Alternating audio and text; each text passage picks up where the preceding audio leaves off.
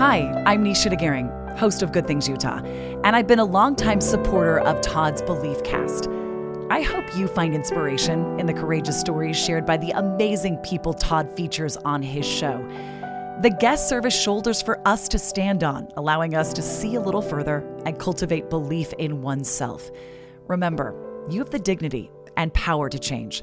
I encourage you to keep striving and believing in yourself. Enjoy today's podcast. Welcome back, everybody. This is your host of the Beliefcast, Todd Sylvester, as always. And I know I say this every time, but I love you guys. Thanks for tuning in. Thanks for believing in me. Thanks to my sponsors, man. You guys are the best. Thank you for supporting this cause. We are reaching so many people right now. We're ranked in the top 100 in mental health. I can't even believe that. I pinch myself every day like, really? Are you kidding me? But it's not because of Todd. It's because of these amazing people I bring on my show. And today's going to be no different. So we have on the Beliefcast today, I sit down with a powerful voice in the growing movement of digital wellness, Talmage Erickson. Talmage, thanks for being here. Todd, you're the man. Appreciate it. I hope this introduction makes me look as I am instead of better than I am. No, it does. It fits. So guys, in a world where screens are competing for our attention, relationships, and mental health, Talmage is helping people wake up and reconnect with what matters most. After growing up with a flip phone, which we're going to talk about, while everyone else was glued to their smartphones, he saw firsthand the difference that intentional technology use can make. Now, through speaking education and his platform Screen Guys, he is helping students, parents, and families learn how to live beyond their screens and reclaim human connection. This conversation is going to be deeply relevant for every parent, teenager, educator, and adult trying to navigate the digital age without losing themselves in it. So, man, we're going to discuss how anxiety's off the chart, depression's off the chart, low self-esteem is off the chart with these kids because it's being fueled by this technology. So we're going to get into a lot of amazing things. So Talmage, why don't we start off, for those who don't know you, tell us a little bit about where you grew up and maybe somewhat some things about your family. Yeah. Talmage Erickson. I'm from Gilbert, Arizona. Gilbert Mesa area. Right on. Love that place. Born and raised. Nice and hot. Nice and hot. Growing up, I enjoyed all things sports. I was a big tennis player. Okay. Loved tennis, and then I was a swimmer. Who's your favorite tennis player if you could pick one? Like, do you have one you like to follow? I really do love just the Roger Federer. He's been the GOAT since he's retired. Obviously, right? He hasn't been playing, but he's amazing. His longevity. Yep. The guy could just rip the ball, and he's done it for years on end since he started. So I've always loved him. But that's a good one to follow for sure. I've got 6 siblings. I'm number 5 of 7. Okay. There's 6 boys and 1 girl. Wow. So 6 goblins and 1 angel is what we call it. Well, she's got a lot of protectors. She's amazing. That's cool. Yeah, she's the last one at home, just graduated. So my parents are wondering what they're going to do with their lives. They're empty nesters now. Yeah, I mean, I have 4 kids, and when they were all in the house, they're all out of the house now. It was like chaos. Yeah. I can't imagine with that many kids how chaotic it, the noise, which is a good thing, right? And then when it goes away, it's like, now it's really quiet. Yeah. Like, we have a lot of quiet nights at my house. It's like, it's weird. Yeah. Look how quiet Every it weekend, there was always at least one of us grounded. So. Yeah. Yeah, I bet. It would be weird if we weren't grounded. Yeah. So we were always just battling out. Love my brothers. They're all doing some amazing things. But Great. Yeah, that was my family life growing up. Well, how'd you find yourself up here? Came back from my LDS mission. Went to Brigham Young University. All right. Just graduated with a degree in finance. Congratulations. I don't do anything in finance, but it was a good degree. Well, not only that, I mean, that for those who don't, really realize this, BYU is one of the hardest schools in the country. Like, it's brutal. Yeah. I've heard it even be called the Harvard of the West. Yeah. Really hard. So congratulations and pushing through that. That says a lot about you that you'd go through that and make that happen. So congrats. Thank you. It was a good journey, good ride. Yeah. Well, it's funny because I never would have taken you as a finance guy because of your passion for what you're doing with this, right? Yeah. I know. It's funny. I think I did. I went to school and I just thought I need to get a degree. Yeah. And my dad said, why don't you do business? And I've always enjoyed business, entrepreneurship, starting things up. Yeah. So I did a finance degree, but it was in that finance degree where I realized my passion wasn't finance and wasn't business, and it was actually speaking and youth and kids and helping people. So it's kind of a roundabout way to do it, but I got it done. And why don't we talk about that? How did you find that transition? Like where was there a point in time where you're like, man, I want to help kids. I want to make a difference. I want to speak. Was there a day that happened, or was it just gradual over time? Oh, I think Steve Jobs said it best when he says you can't see the dots connecting until you look backwards. Until you look back, yep. And for me, it's literally just been a domino effect. But I don't know which set of dominoes is falling at the same time. That makes sense. Growing up, 14 years old, I sat across from my dad like I'm doing here to you, and I said, I want a cell phone. And my dad said, what if we gave you a flip phone? And I was like, you hate me. Yeah. You don't want me to be popular. You want me to be teased. I'm going to miss out. I'm going to get bullied. Like, how am I supposed to survive as a teenager without social media, without a cell phone, a smartphone, without connecting the way everyone does? Mm-hmm. And I had that flip phone all of high school, but it was so you funny. went with it. I mean, I stuck with it. Well, all right, I guess we'll do a flip phone. Yeah, I stuck with it. And it sounds like you dreaded it at first. I dreaded it at first, and then my eyes just started to open. What did you start noticing? Like, let us know, like, what was it like that you started to go, man, this is different, but in a good way? Yeah, when I was a sophomore, my family moved. We moved to a different house, different neighborhood. I started at a different school. And then this is every teenager's worst nightmare. Oh, for sure. I was the new guy. I was the guy that didn't have any friends. And so I moved schools, and I'm thinking to myself, great. Not only can I not connect with people on social media, I don't have any friends at school. I'm the new guy. My life was kind of in shambles. It was stacked up against you, man. Stacked against me. And so every day I'd go to school looking for just some connection. Yeah.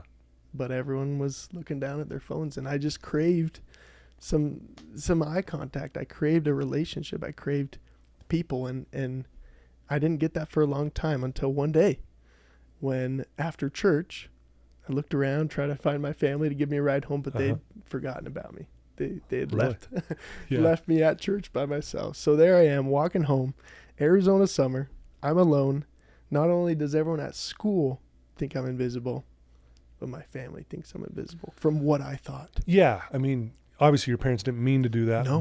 but where your head was at the time, that was was very difficult. And you started feeling what? Yeah. I started feeling lonely. I started feeling like I didn't belong. And all that time of just, I wasn't like everyone else. You felt like that. You felt like, I don't fit in. I don't belong. Yeah. So there I was walking home thinking to myself, I'm probably better off not being around. And all the listeners have felt this way. You felt this way. We all know that feeling. Mm-hmm. And in one moment, this car just comes screeching to a halt next to me. And this guy my age, member of the church, he was in my youth group. He rolls down the window. He's like, hey, you need a ride? I said, sure. And that was the first time in a very long time that I felt like someone saw me, knew me, and connected with me. Yeah. Because we live in such a digital world, an age of constant connection. Yeah. But the point is, if you can disconnect, that's when you start to reconnect. Yeah. And that was the first time that I felt like someone looked up at me. Someone looked up from their technology, from their phone, from their own individual life, and saw me as a person and helped me. Wow. Kind of like your lemonade stand story, where you feel just this moment of... It was a moment of like, whoa. Yeah. Maybe I do matter. Mm-hmm. Ooh, you're going to make me get emotional here. Yeah. I mean, you hear that story you just shared, and it sounds like, oh, okay, cool. But man, what that meant to you at the time. At the time. Because of where you were emotionally is exactly like what you needed. Like it was the thing you needed. It was like an answer to a prayer, if you will, right? Like this is what was going to help me, I guess, press forward. Because, I'm trying to imagine you at school. Everyone's on their smartphones. And I've been in high schools, but I'm telling you, the hallways are littered with them. No one's talking in the hallways. Everyone's on their freaking phone. I can imagine, because you don't have your flip phone out because there's nothing to look at. Nothing. But it would be funny if you did, I didn't right? want to be made fun of if I had it out. You got your flip phone out. Hey, guys, what's up? Yeah. Just trying to text on this phone here. Yeah. But yeah, I can imagine how lonely that felt, especially like you said, brand new school, new people. That's already difficult to move, and then you throw that on top of it. Mm-hmm. So anyway, you have that moment, and then that moment, and I started to realize that the importance of life is not what goes on online. It's not what everyone's posting. It's not the number of likes or comments that you get. It's actually the ability to be present and connect with someone who needs you most. I feel like sometimes we worry so much about what's happening, what we're missing out online, that we actually miss out on what's most important around us. Yeah. And then towards the end of high school, one by one, my friends came to me and said, I'm struggling with pornography. I'm struggling with social media addiction. I can't quit comparing myself to other people online. I think that might be the biggest hardship of social media. And once again, just the thought of, is this really what kids need? Is this really what families need? Mm-hmm. I don't believe it is. And I believe that kids and families need connection. And the only way to do that is to just disconnect, maybe for 5-7 seconds. I've heard this, and I share this a lot with my group that I talk to all the time. You're never more fully alive than when you're connected. Yeah. I mean, you feel alive. And like in that moment when the guy screeched up beside of you and said, hey, you want to ride? You felt alive for a moment. Like, wow, I'm alive, man. I matter, that kind of thing. And so you have your flip phone. Obviously, you probably got to a point where you started realizing this was a blessing versus a curse. Yeah. Exactly. It was a blessing. Hindsight, always 20/20. It was totally a blessing. And I think that just kind of trampolined me into this world of how can we be more intentional? It's not that technology is the worst thing ever or social media is the worst thing ever. I actually believe it can be used for good. Like you do, Todd. I think you're a great example of that. Thank you. But can we get to a point where we understand how to be deliberate with technology? Digitally deliberate and digitally disciplined so we don't fall into some of those digital dangers. Right. And that's the power of connection. Yeah. I mean, just this last year, every year, Utah does a student health and risk prevention survey. You've probably heard of it, the SHARP survey. Yes. It's all the youth in all of Utah. They take this survey. It's required. They do it every 2 years. Okay. And the results were so interesting. In fact, youth in Utah who eat just one family meal a week, 49% less likely to vape, 32% less likely to be depressed, and 34% less likely to consider suicide. By having one family meal a week. A week. Just one a week. One family meal. And if you think about that, Todd, you think, insane. Well, what are they doing? All they're doing is connecting. Yeah. Talking. How was your day? Are you struggling? How was math class? Yeah. Like, how's that teacher? What are you dealing with? Yeah. And I wonder if that's the antidote. Disconnection can be dangerous, but connection, that could be an antidote for depression, for anxiety, for every mental health struggle that we have, just being with people. Yeah. I think that's what every family needs. Have you heard of that study from Johann Hari about, he says addiction, the opposite of addiction isn't sobriety. The opposite of addiction is connection. And to your point. So powerful. And it's so true. I see it with my own clients. My clients who feel connected and they get to this place, they flourish, they thrive. The ones that feel disconnected and isolated and no one likes me and they're stuck. And then they continue doing these behaviors that kind of try to bring some kind of relief. Yeah. And like you said, I think you said it on one of your posts where you said, social media is probably worse than drug addiction. Yeah. So explain that, because I tend to agree. I do agree, and I think it is so prominent today. It's almost the norm. It's the norm for kids to have social media and have Snapchat and Instagram, and it's become the default. Yeah. We don't have a lot of boredom in today's day. There's no more boredom anymore. You're right. So we sit down, think you're at a doctor's office. Imagine this. You're at a doctor's office. You got 10 minutes. What do? Oh, you pull out your phone. You're waiting in line at Costco. 5 minutes. Oh, you pull out your phone. The default effect is so powerful with technology because it's in your pocket, it's connected to you, and all you have to do is pull it out. And so what you need to do is create some friction. Mm-hmm. You have to create friction between you and your cell phone. Yeah. You have to create some sort of distance. It's maybe giving your wife a password to your screen time. Maybe it's having an accountability partner. But to your point, it can be, and it is incredibly addicting because of variable rewards. It's the variable reward system. You never know if you're going to get a text. You never know if you're going to get a like on your social media post. And so you're constantly checking to get constantly rewarded. And if you don't get rewarded, maybe 5 minutes later, there could be something else. Yeah. And that's the mind game. And that's why they say it can be more addictive, even as addictive as some hard drugs. Well, again, it's the dopamine effect. Correct. You get that it feels good for a moment. It's a dopamine. Mm-hmm. Boom. Dopamine hit. We're addicted to dopamine, man. I'm telling you. Have you ever read the book Dopamine Nation? Yeah, maybe? Dopamine Nation. Yeah, Anna Lemke. Wow. Interesting. That book blew my mind. You're totally right. And it really is.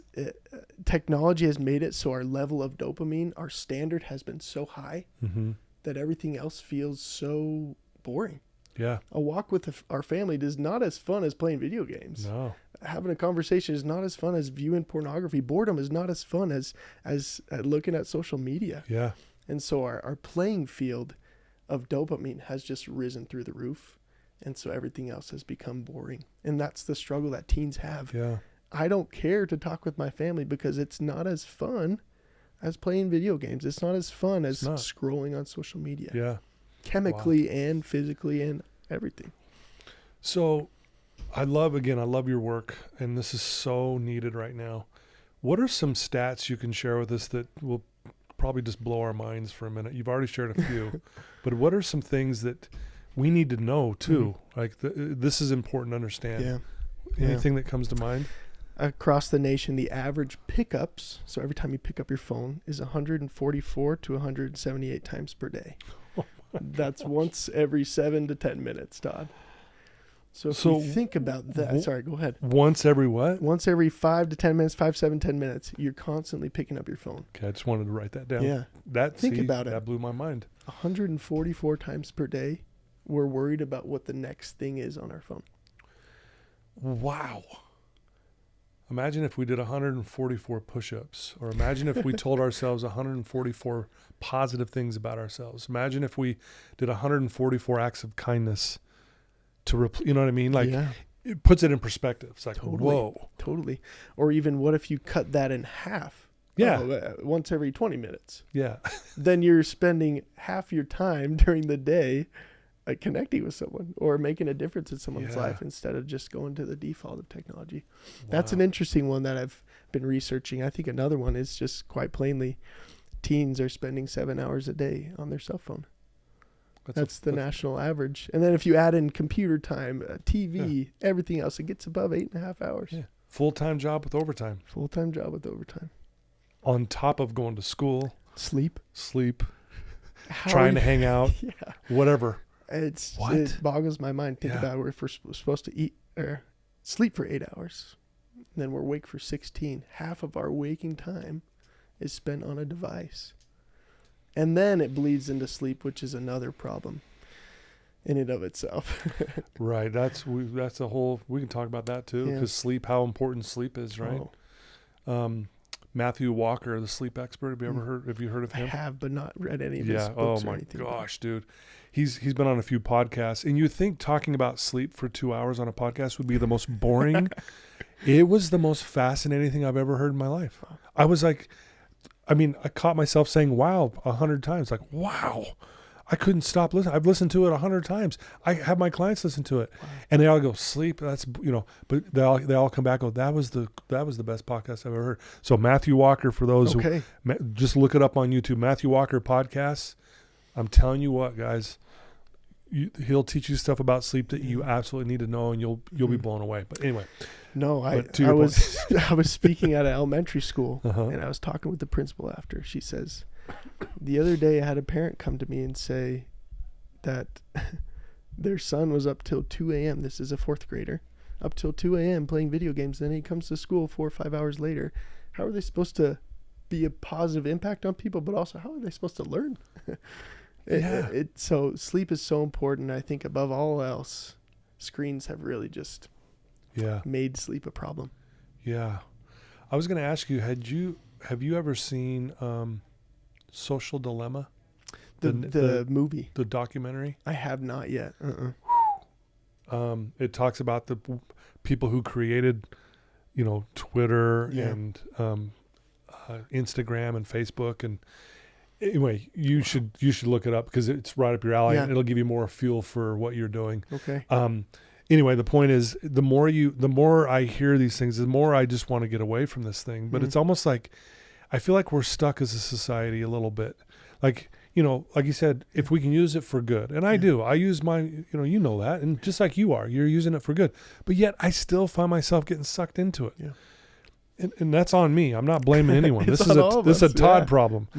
I'm just like, what do we do? Yeah. Because there's a part of me that's like, I want to just delete it all. But then I'm like, well, then how do I get my message out to the masses? So it's like I feel like I'm stuck. Yeah. Do you ever feel that way? I completely agree. And I think every parent and every kid probably feels that way as well. Yeah. How do I balance this? Yes. So here's the formula. Okay, good. Here's what people should understand. Okay. We've already talked about some of the digital dangers, but how do you become a master of your device so it doesn't master you? Ooh, love that. We created this acronym, MRS, MRS. This is for every parent that just needs to take back control of their family. Okay. And M stands for just measure. Measure your screen time. I was at a convention 2 months ago doing a booth for parent-teacher conferences. Okay. And the guy next to me was talking about how he's losing weight, how he's going on runs, and I was super inspired. I said, what's your secret? He said, I just measure my calories. I'm like, it can't be that easy. He's like, yeah, I promise you. I used to eat whatever I wanted, and now I haven't changed anything about my routine and workouts. I just measure my calories. Yeah. And he's lost 20 pounds in the last 6 weeks. Yeah. I was blown away. Yeah. But the principle is he just started measuring. Yeah. So on your phone, if you have an Android, it's called Digital Wellness. Or if you have a smartphone or an iPhone, it's just called Screen Time. So every day at night before you go to bed, just measure it. Look at your screen. It's going to be scary the first day. Yeah, right. It's going to be scary. You're going to say to yourself, I am picking it up 200 times, or I'm spending 6 hours a day on YouTube, whatever it is. So constantly, you got to be checking in. Okay, screen time if you're on iPhone, and then digital wellness if you're on Samsung. Does screen time tell you how many times you pick it up too? It shows you how much you pick it up. It shows you how much time you spend on each app. I think that one thing is probably the scariest. It is. How many times you pick up your phone. Yes, and it also tells you what you go to first when you pick up your phone. Oh, wow. Which is super interesting if you're like me or you, where you're trying to just control it a little better. Yeah. So as a parent, be cognizant of what you're spending your time on. And then also have your kid checking your phone. Yeah. Checking their phone and just measure with him. Yeah, okay. Hey, here's how we're doing. How many pickups do you have a day? Yeah. How much time are you spending on Instagram or social media or any sort of app? That's going to help you measure. So that's the M. Okay. And then R is just like any other therapy. It's just you have to rest and replace. You can't just restrict phones. And that's the problem parents have, right? You just want to just grab it and chuck it out the window because it's making you so mad. But the problem is that just brings resentment. So restriction brings resentment. So how do you do that? You need to replace. So you have to replace the activity they usually would do, like social media, like video games. And you have to replace it with something like a walk or a conversation or family dinner. Family time. Yeah, like check your phone in at family dinner. Everyone put your phone on the fridge so we can all sit and talk and actually have a conversation. Yes. And I think the biggest one I want to hit on, Todd, is you have to give your phone a bedtime. You have to. You cannot charge it next to you. You have to charge it outside your room. And you cannot leave your kids with their phones in their room. Yeah. Every single kid that struggles. Every single kid. It's because it's late at night and they're alone in their room. That's why they struggle. Yeah. And so as a parent, you have to take control of that. You can buy them an alarm clock, whatever they need, but you have to make sure you give your phone a bedtime. Okay. And then you keep it away so that you're also winding down, getting better sleep. Yeah. But that you're just being more intentional with managing your phone. And it's going to keep your kids away from a lot of dangers. I love that. Yeah. So that's rest and replace. Rest and replace. And that could even be a a little detox session, maybe Saturday morning for 5 hours. You put your phone in a drawer, or all day Sunday, or a Monday night, whatever it means. Yeah. That can be a good rest period. Gotcha. So having sort of a family plan with Yeah. giving your phone, but you could even sing it a lullaby. You could put it to sleep every night, but your phone needs to be outside your bedroom and put away. Yeah. I've been really trying this over the last several months, where when I go out on a date with my wife, I leave my phone at home. Awesome. I don't even take, because I mean, she'll have her phone with her, and she's not on it when we're doing our thing. Yeah. But she'll even sometimes ask, "Where's your phone?" I'm like, "I didn't bring it. I don't need it. I'm with you." Yeah. But there's a part of me going, "Where's my phone?" That's awesome. Right? And it's actually been really nice, because it's like, oh, I don't even have my phone with me. God, it actually feels kind of nice. No distractions. So anyway, that's something I've incorporated. Yeah. So no, kind of the replace piece, where I replace, that with going on my date with my wife. Yeah. So the connection piece. So. Yeah. And I think the S is just simple. You have to keep it simple. Okay. And making a screen family plan is what that also. Okay. And what would that, if you don't mind, I know it's a big question, because every family's a little different, but what kind of suggestions could you give our listeners about a family plan? What does that look like? I think it takes just one family meeting. That's all it takes. 30 minutes. Yeah. You sit down, you say, "Hey guys, we want to become more digitally deliberate. And so we're going to make a plan." That includes giving it a bedtime. It also can include what you suggested of a screen-free family dinner, a screen-free family night, a screen-free day on a vacation. Mm-hmm. It just honestly comes back to, how can you as a family get back to connection? And each family's different. Yeah. And I'm not saying that there's everything is bad about technology. Watching a family movie or a family sporting event, that's going to be awesome. Yeah. Like, not all technology is just bad. For sure. So having a screen time family plan I is like something that is just so critical, because you're going to wake up and be grateful you did. Yeah. Because your kids are going to be safe from some of those For sure. dangerous things that are happening. I love how online. you say keep it simple, right? Because if we overcomplicate it, then no one does it, or you're setting yourself up for failure. Let's just, and maybe even starting slowly. Hey, we're going to chip away at this, but why don't we start with this week as a family? Yeah. Kind of thing. Is that? Totally. Yeah. And it just takes one conversation. Yeah. And I would say have the conversation earlier than later, so that you don't start kicking yourself. As soon as you can understand that your kids are starting to want to be on technology more. Maybe their friends are getting cell phones or spending too much time on TV. That's when you just take initiative early. Yeah. And then try and delay as much as you can, giving them a smartphone or giving them access. And when you do, make sure there are restrictions in place, and putting proper restrictions so that they don't fall into some of those traps. Yeah, no, that sounds awesome. Another question I have for you is, how is AI now playing a part in this? Because AI is going so fast. I don't think any of us understand the gravity of what we're dealing with here. Yes, it's got some really amazing things to it, right? It can help you clean something up that you've written. There's a lot of great things, but I also think there's a lot of negative. But how does that also play a part in this social media stuff? It plays a pretty dangerous part.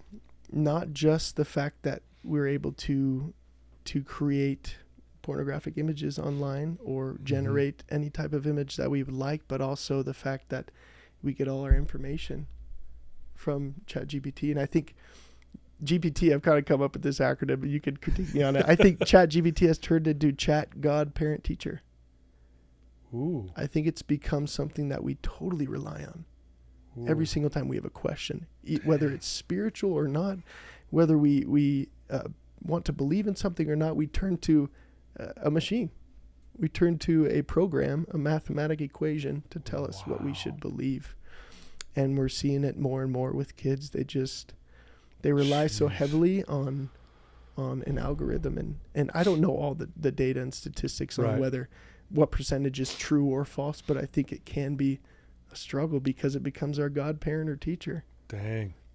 Well, and I think you're right. And I think it's interesting. I think I'm guilty of this too. It's almost like if you hear it on social media, it's somehow true when it could be completely false, and then you can hear the exact opposite somewhere else. And now you believe it this way. And it's like, and I've heard this, and I'd love to hear your thoughts on this too. There's so much information coming at us. I've heard this, and I don't know where the source came from, so forgive me, but we get more information in 1 week because of social media and everything else that we have than the people in the 1940s got in their lifetime. Wow. So think about the overload that does. And I've heard, because we're getting so much stimulation in a week, which our brain can't handle, I want to take a moment to express my heartfelt gratitude to the incredible sponsors of the Beliefcast podcast.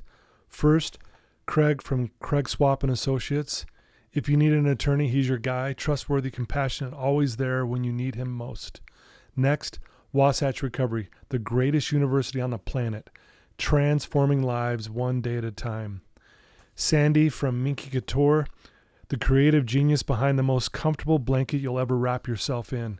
Comfort like no other. Special thanks to the award-winning pianist Paul Cardall for his beautiful music that brings inspiration to every episode. As you probably know better than I do, we don't know what's true and what's false because there's too much we can't discern it. It's just too much.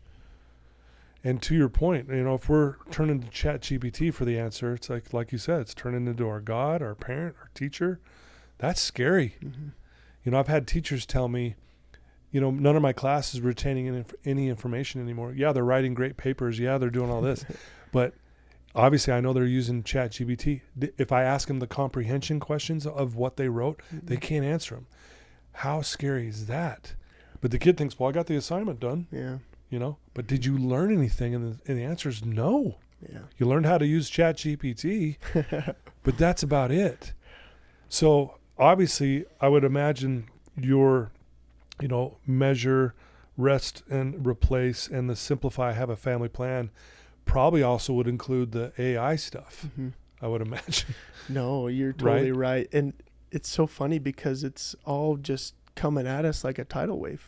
And we're not able to keep up with some of the data and some of the statistics that are happening. So yeah, you just need to, you have to be a sifter. There's the funnel of information, and whether you believe in God or a higher being or not, you have to make sure and ask yourself, is this right?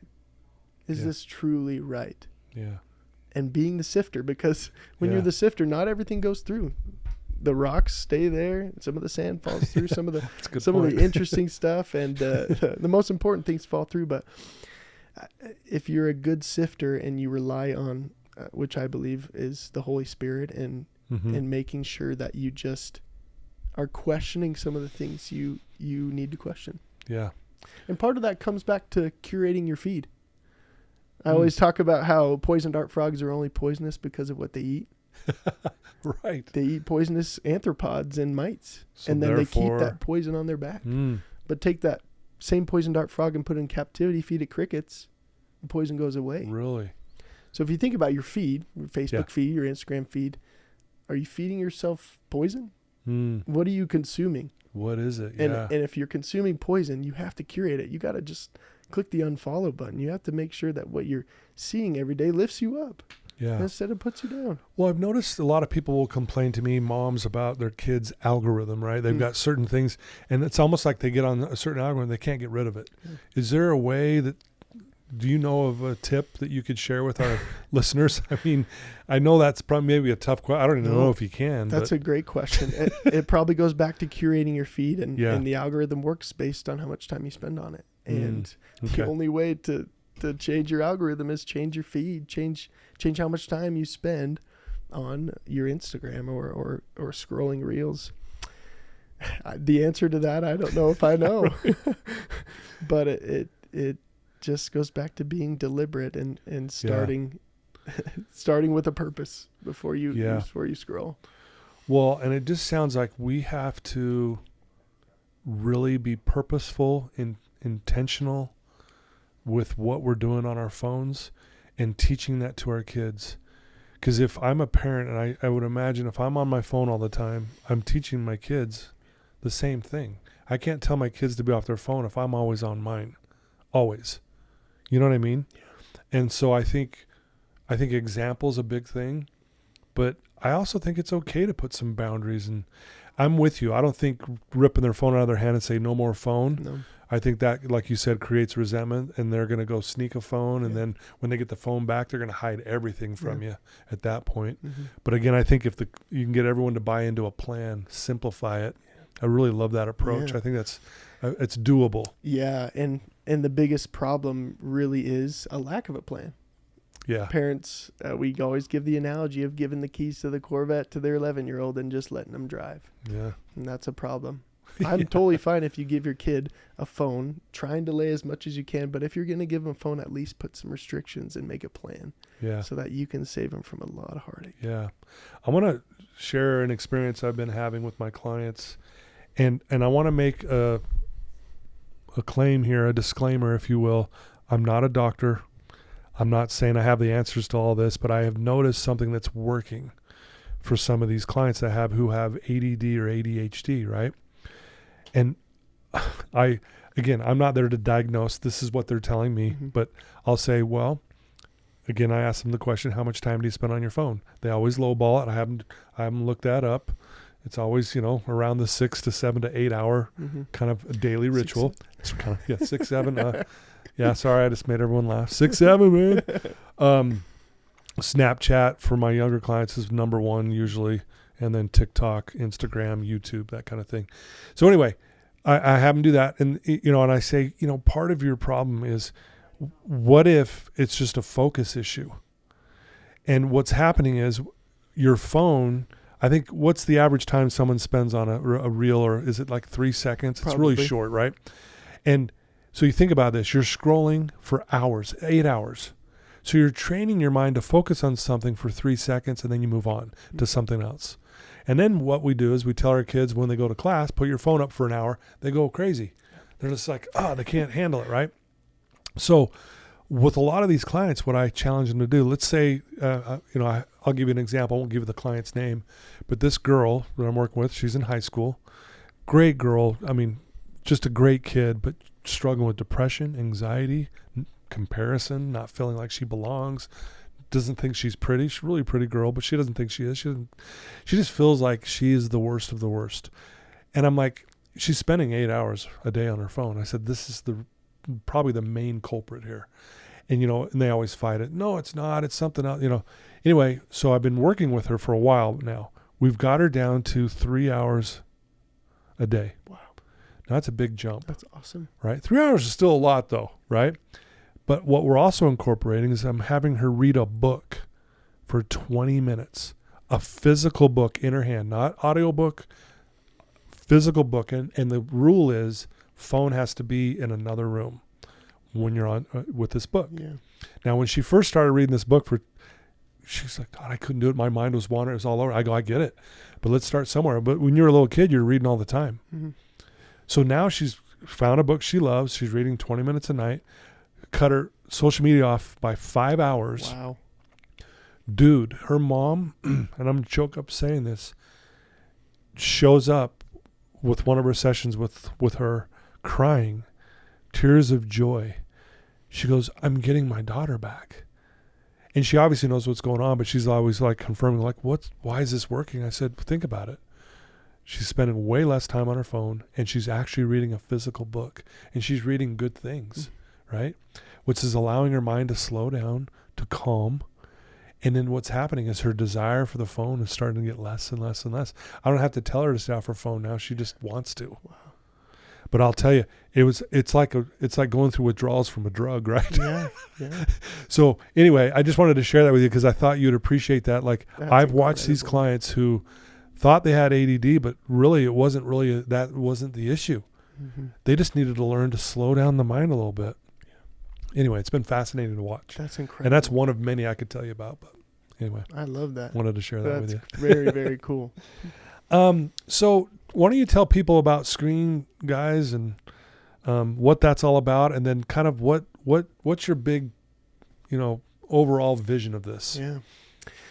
So my dad is a mental health therapist. He works in therapy, and me and him have joined together, hoping to get back to connection. I've seen some posts with your dad. He's awesome. He's awesome. Yeah. So a lot of school assemblies for White Ribbon Week or digital literacy in elementary schools, and then junior high and high schools mostly focusing on social media and mental health. Wow.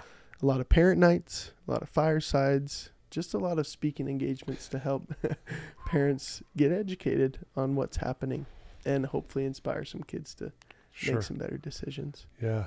How does that feel? Do you, when you're done with a speaking event, like on parent night, like do you feel like, man, that was making a difference there? I do. And I think parents' jaws drop to the floor when they start realizing some of the dangers. Yeah. And it's cool to see them make some plans. It's cool to see the difference that it can make, and you've seen it firsthand. Yeah. It always feels good to know that you've helped one person. For sure. No, that's really cool. So as we move forward with life and how things are changing so rapidly, is there some things out there that would be helpful for us to know that we're maybe not aware of, but because of your research and stuff that you've been doing, that would be, you can give us a heads up on, if you will? I don't know. I mean, I don't know if there's something that comes to mind when I say that. I know that's a big question. No. The average age of exposure for pornography is 11 years old. And 50% of 11-year-olds have their own smartphone now in the United States. 50% of 11-years-olds. Of 11-year-olds. And I wonder if that correlation has something to do with it. With pornography, there's no way you can filter, block everything, because somehow or another, not on purpose, right, it's just going to come across. Well, yeah. And if you're a parent who loves your child and wants them to be successful, just having those open conversations is going to be the difference maker. Yeah. Having consistent, constant discussions about the harms of pornography, the struggle it can be on the mind. Yeah. And teaching your kids that they're not a bad person if they happen to fall into the trap, right, but teaching them that they can get out of it, and that they're not a bad person. Yeah. And that they can overcome it, but just putting all of the systems and processes in place so that they can be safe online is the number one thing they need to do. Wow, I love that. I heard a study, it was out of China, did this study on TikTok that they were studying what's happening in the U.S. with TikTok versus them, and so one of the things in this study was, and I'll try to see if I can reference the study when we go live here. We can put the link to it. But basically, a new user on TikTok knows you're a brand new user. Out of the 10 scrolls that you do, on average, 8 are sexual and 2 are violent. Wow. On average, for a new user. Wow. So imagine you're giving your 11-year-old kid phone, and he's got TikTok. And then he spends 8 hours on the phone. He's getting 8 hours of a ton of sexual content and a ton of violent content. Yeah. Now think about what that's doing to a young mind, obviously, and to your point about the pornography thing. I think there is a direct correlation of it's so young of people coming across it because it's just there. Yeah. It's not like like you said, they're not like, I'm going to go find porn today. Yep. But yet they accidentally come across it, or it's just there. And I've heard it said that Instagram, TikTok, all these things are pre-game for a kid to go to porn. It's like it's the warm up. Yeah, that's scary. It is. So it's like it's getting their sexual tendencies and their sexual thoughts aroused to a point where, okay, now I'm gonna go look at the real thing. Yeah. So anyway, and then they want to hide it because they feel guilty. Yep. And you have to have transparency if you're ever going to succeed in a digital world. Yeah. And as a parent, you hit it right on the head. Just know some of the dangers, and then do everything you can to have an open and honest conversation and put some plans into place. Wow, man, I love it. If there's someone tuning into this episode right now, Talmage, and they're in a dark place and they're struggling and even having thoughts of not wanting to be here, kind of like the same situation you found yourself when you were walking out in the heat, feeling like no one cared, what would you tell that one person right now? 7 seconds. Take 7 seconds and put your phone down. And then look at your kid, look at your husband, look at your spouse in the eyes, and just tell them how much you love them. Love that. I was speaking to a group of parents 3 weeks ago up in Brigham City, Utah. They were awesome. Such good people. And afterwards, this guy comes up to me. He's like, "Can I tell you a story?" I said, "Of course." He said, "The other day I was on the couch scrolling on my phone. My daughter's playing on the carpet and she's yapping away about something. And then she turns to me and says, 'Dad, are you listening to me?' And he goes, Of course I'm listening to you. Why? What's up?" Of course. And then the daughter says, "Dad, you're not listening to me.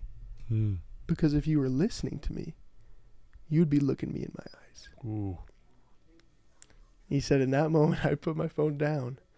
I started to play with my daughter. So 7 seconds. Take 7 seconds. Put your phone down. Connect with someone. Because 7 seconds is going to turn into 10 seconds and then 15 and then a minute and then an hour. Yeah. Just take that 7 seconds and choose to put it down and then look up. Yeah. What do you feel like that does to a person who's struggling when they have that moment? What do you think? I think it gives them a new life. I think it gives them a new perspective. Yeah. Sometimes when you're looking down, you don't see the trees, the grass, the wind. You don't see the beautiful sun. And you're so distracted that you miss out on the best things of life. So just remembering to put it down. Yeah, we used to look up for inspiration. Now we're all looking down. Yeah, we got to stop looking down. Let's look up, look people in the eye, connect. Well said. Those are powerful words, man. I can feel that. That's amazing. For those who want to maybe learn more about what you're doing and maybe ask you some questions or maybe get help with a family plan or what have you, and just maybe catch up to one of your speaking events, what would be the best way for someone to do that? Yeah, go ahead and just follow us. Trying to fight some fire with fire on Instagram. So follow us at screen_guys. And then visit our website at screenguy.com. And on that website, you can get a free screen plan. Oh, really? Yeah, just a downloadable. Oh, nice. Yeah. Well, again, I think if someone has some structure or, a template that they can go off of, I think that's where a lot of people don't want to start. Like, I don't even know where to start. Yeah. But I think that plan would be good just to kind of get the ball rolling. Yeah.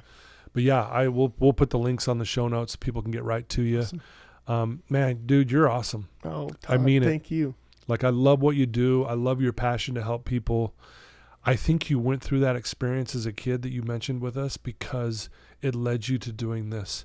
I think that's why, I'm guessing, why finances maybe doesn't really pop off for you at this point, because what changed your life wasn't finances. What changed your life was when that dude stopped and said, "You need a ride." Whew. That's what hit me. All in one. Fair to say? 7 seconds. Yeah, 7 seconds. Looked you in the eye. Said, "You need a ride." So anyway, man, love what you do. Love your work. Todd. It's been a pleasure to have you on the show. And best of luck in the future. And if you ever want to come back on, just let me know. I'd love to have you back on because it sounds like you're going to be doing some big things. and I just love this too, because I think a lot of what you teach is not only helping me and my family, but it's the clients I'm dealing with. I'm able to give that information, and I've sent several people to your website since we initially got in contact with each other. So thankful for that. Thank you, Todd. Okay. Keep it up. All right. Talmage Erickson, guys. Reach out to him. Check out what he's doing. But like he said, you got to measure what you're doing. You got to rest and replace. And you got to make it simple. Come up with a family plan. Do those things. I'm going to challenge all of you to do that. If you have family, if you are a grandparent, I don't care, wherever you're at in life, do that for your family. I'm going to do that as well. I'm going to take the same challenge. So I love you guys. Thanks to my sponsors, and thanks for everyone tuning in. Love you guys. Till next time.